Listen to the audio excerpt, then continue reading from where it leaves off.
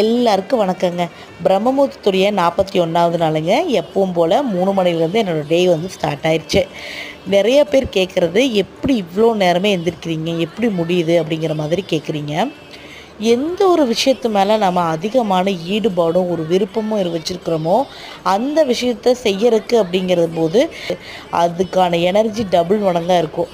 அப்படிதாங்க இந்த பிரம்மமுகூர்த்த பூஜையும். நிறைய பேர் திரும்பி திரும்பி எங்கிட்ட கேட்குற விஷயம், நாங்களும் செய்யணும்னு தான் பார்க்குறோம், ஆனால் எங்களால் செய்ய முடியல அப்படின்னு சொல்கிறீங்க. எங்களால் அந்த டைமுக்கு எந்திரிக்க முடியல அப்படின்னு சொல்கிறீங்க.